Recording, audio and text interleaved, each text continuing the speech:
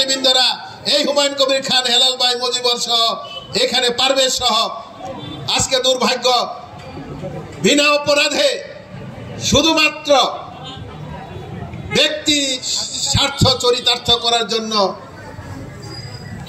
আজকে পারভেজের মতন এমন একজন নেতাকে দল থেকে বহিষ্কার করানো হয়েছে।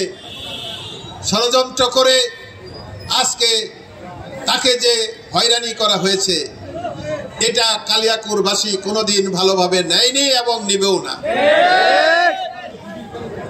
পারভেজের মতো নেতারা এই কালিয়াকৈর বিএনপিতে যে অবদান রেখেছে,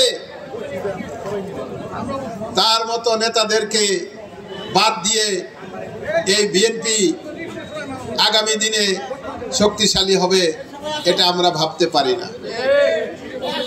অতএব আমি যেটা বলছিলাম, সংগঠন আমরা কমিটি করেছি, এইরকম বড় বড় সম্মেলন করেছি, মিটিং করেছি, কর্মী সভা করেছি, কমিটি ঘোষণা দিয়েছি প্রকাশ্যে হাজার হাজার নেতা কর্মীদের সামনে। আমরা তো ফেসবুকে ঘরে বসে কমিটি বানিয়ে ফেসবুকে ছেড়ে দিই নাই।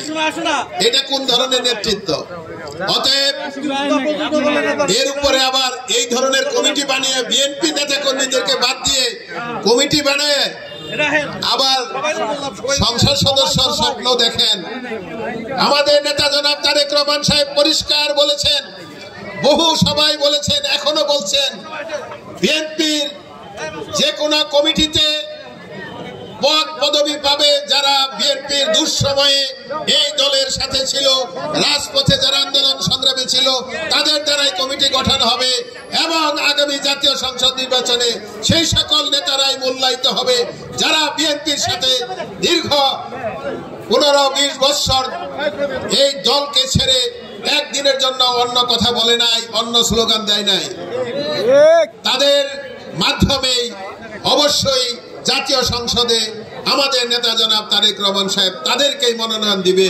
অতএব ওই মনোনয়নের ব্যাপারে এক একজন বইলে বেড়ান শুনি, আমার কাছে খবর আসে, আবার ফেসবুকেও দেখি মনোনয়ন দিয়ে দিছে, অমুকরে নাকি পেয়ে গেছে, মনোনয়ন হয়ে গেছে। এই সমস্ত কথা বলে লাভ নাই, এইসব কথা বলে লাভ নাই। তারেক রহমান সাহেব তার যোগ্য নেতৃত্বের কারণেই, তার বিচক্ষণতার কারণেই বিএনপি আজকে বাংলাদেশের সর্ববৃহৎ নয়, শুধু সারা এশিয়া মহাদেশের সর্ববৃহৎ শক্তিশালী দল। এই দলের জাতীয় সংসদ সদস্য সেই সকল নেতারাই হবে। তারেক রহমানের বিবেচনা ত্যাগী নেতাদের উপরেই ইনশাল্লাহ হবে, এই নিয়ে আপনাদের চিন্তা করার কোনো কারণ নাই। অতএব ওই সমস্ত কথা কোনো কান দেওয়ার দরকার নাই। প্রিয় ভাইরা, আমার বক্তব্য শেষ। আমি সর্বশেষ শুধু বলতে চাই,